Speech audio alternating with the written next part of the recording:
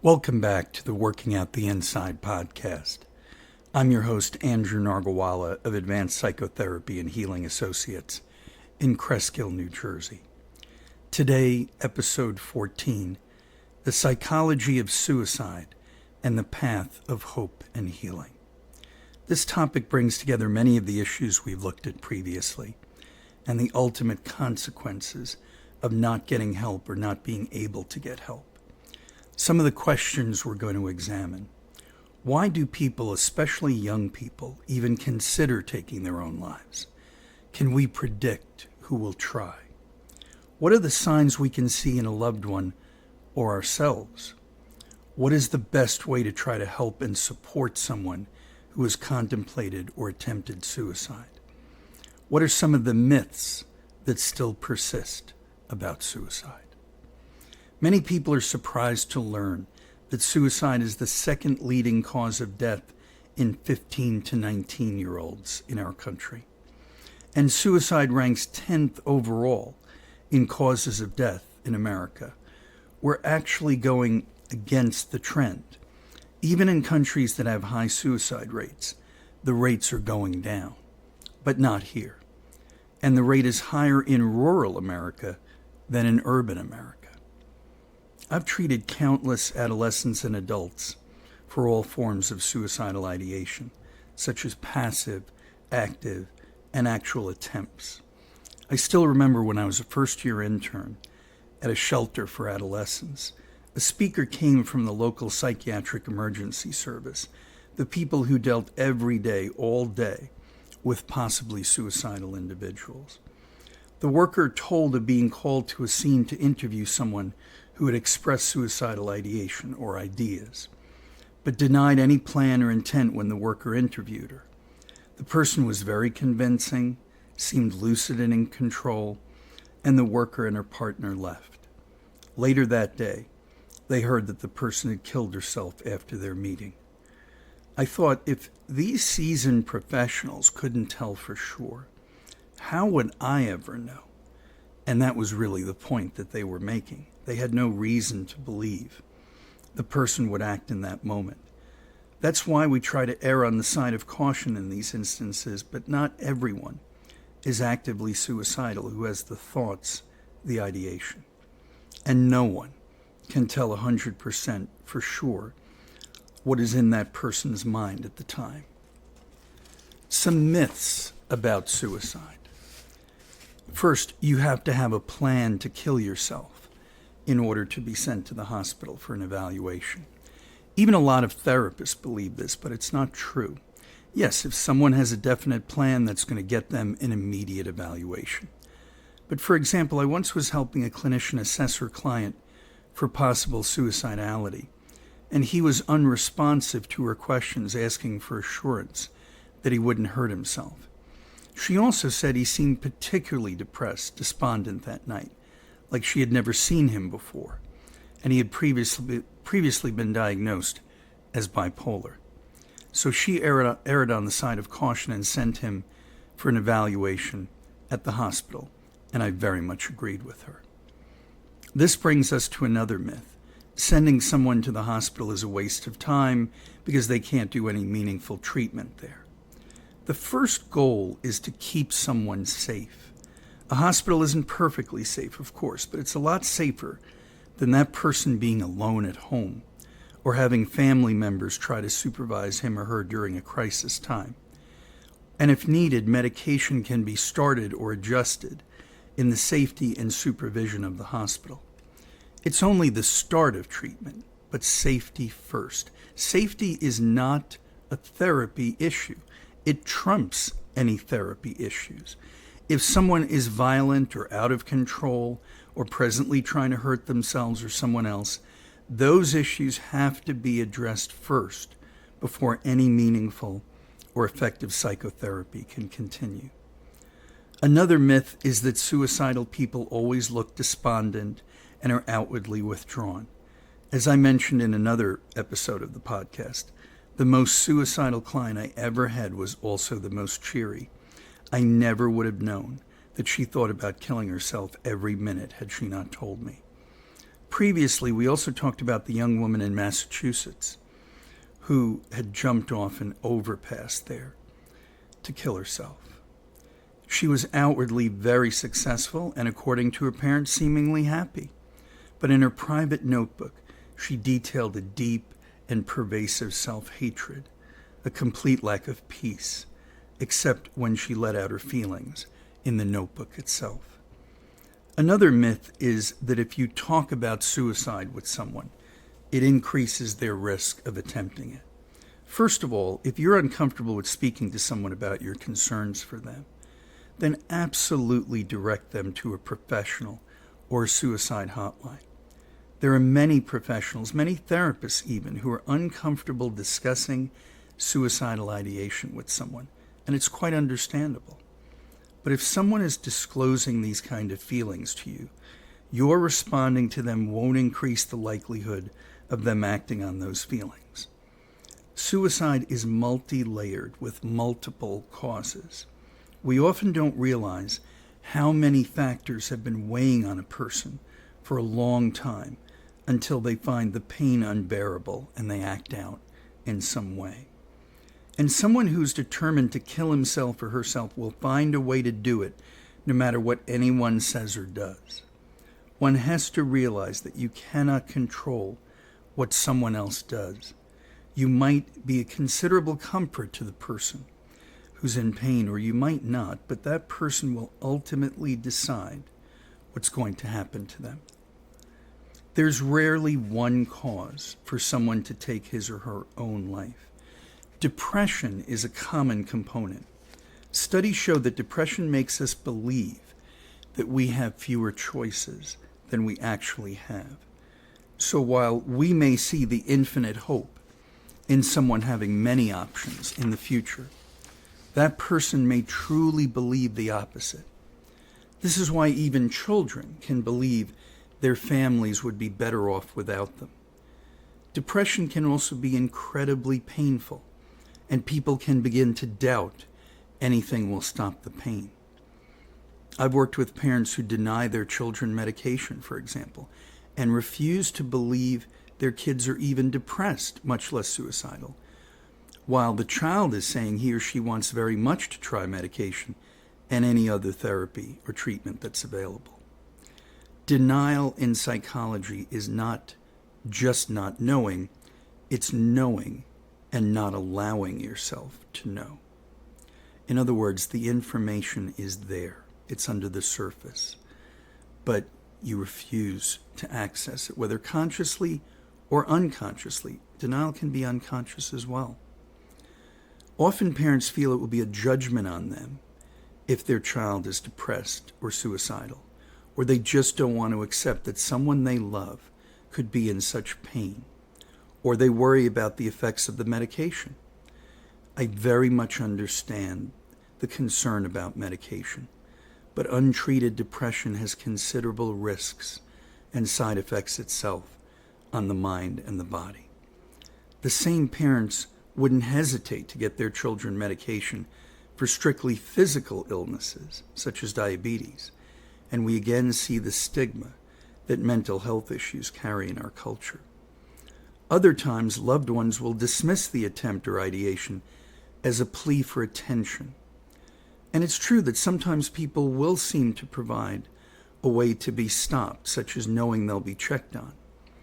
But for someone to go to that extent, even that extent, means their need to be heard and helped is deep and profound. We have to take every circumstance like this seriously. The same with language. People will say, well, I don't mean I'll actually kill myself when I say it. It's just an expression. Well, then we have to find another way for you to express yourself, because we can't trust that this isn't the one time you actually mean it. I've taught the required course for school personnel in dealing with suicidal ideation in our state. And if you're someone who works regularly with people who might be at risk either in a school setting or a workplace, or you're a clinician yourself, it's incredibly important to have a protocol in place so that you don't have to deal with such a situation alone. If there's a psychiatric emergency team in your area, such as the one we mentioned earlier in the segment, one that's run by a local hospital or mental health agency, make sure you know how to contact them. They can advise you in a crisis and check to make sure that if you had to send a client to the hospital, that the client actually did arrive safely and was being evaluated. Also know that the local police have to assist you in these kind of circumstances, but they don't always know that. So be sure to have the officers on the scene contact their supervisor for their own protocol. The most important thing is to always have a network and a plan in place. I've dealt with these situations countless times, and I will still always reach out for partnership and advice, because no two of these situations is the same, and it is very stressful to deal with alone, especially. For example, you have an adolescent who needs to go to the hospital, but you can't reach his or her parents.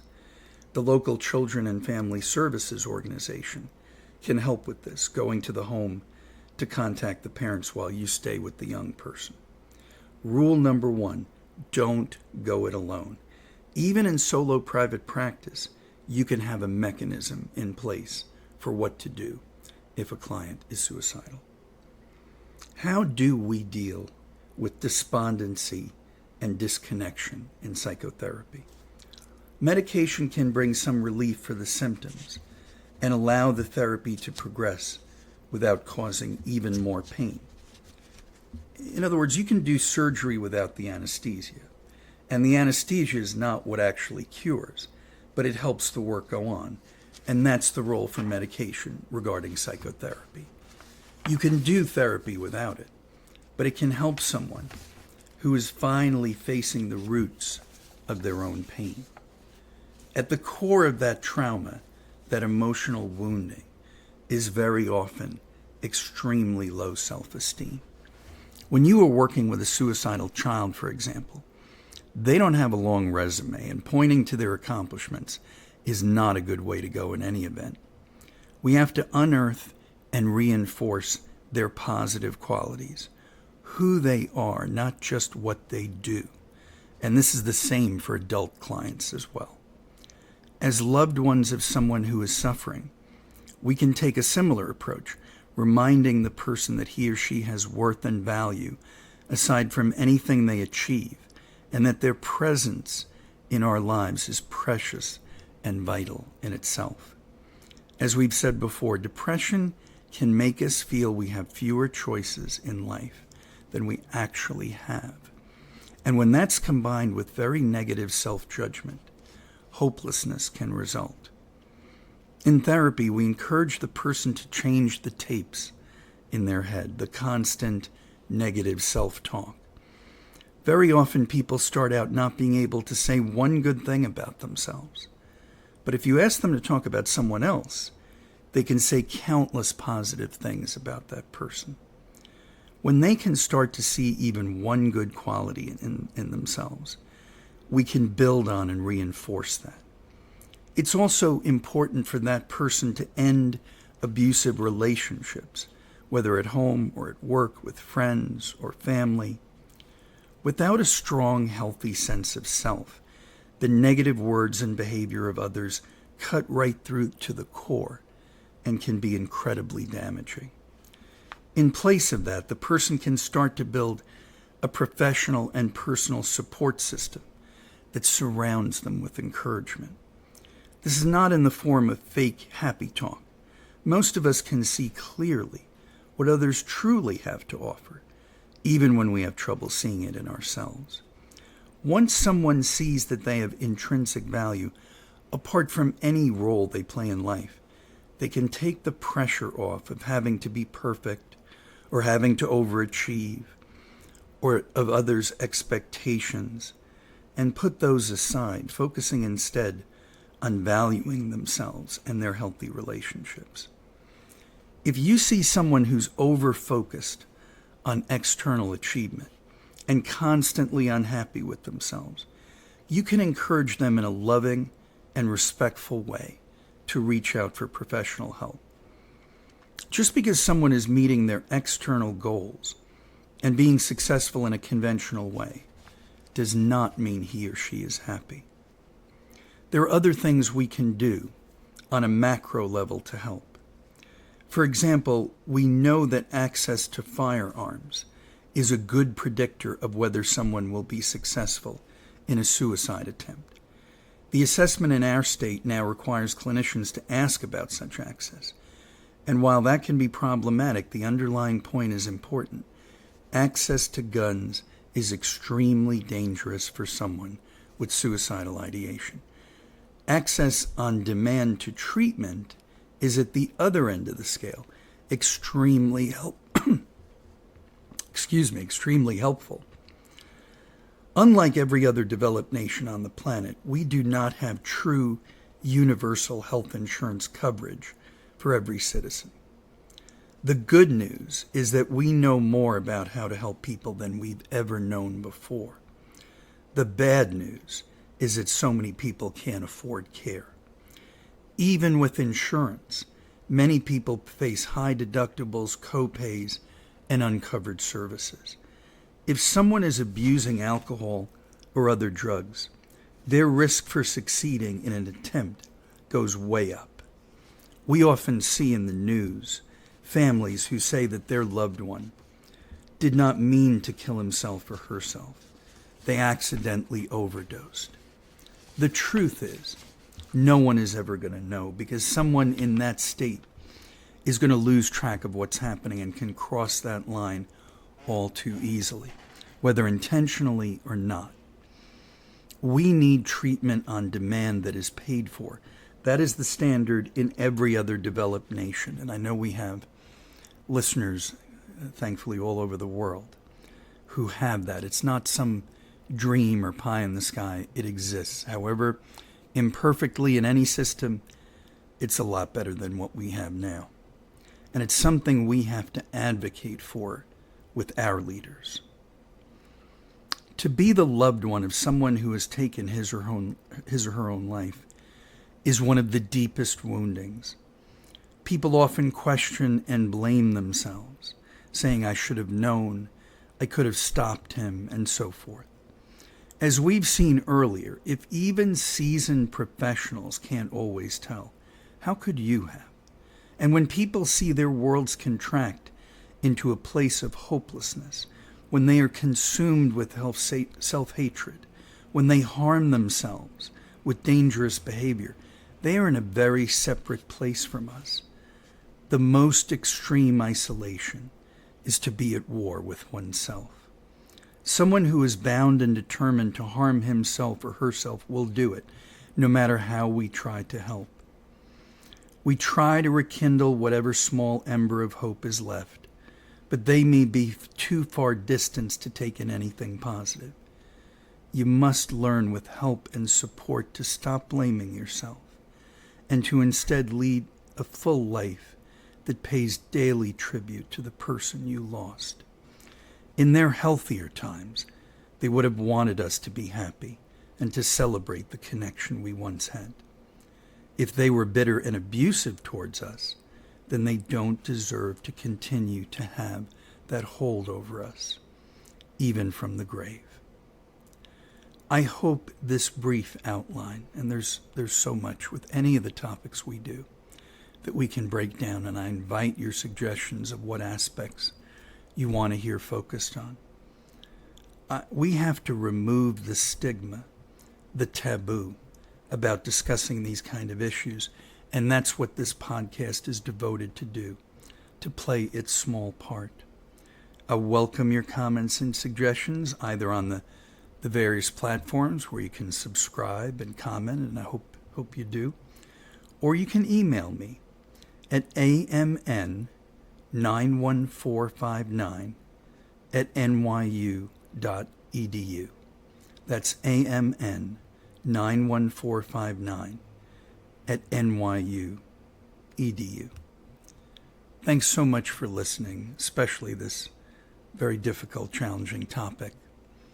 And I look forward to speaking with you again.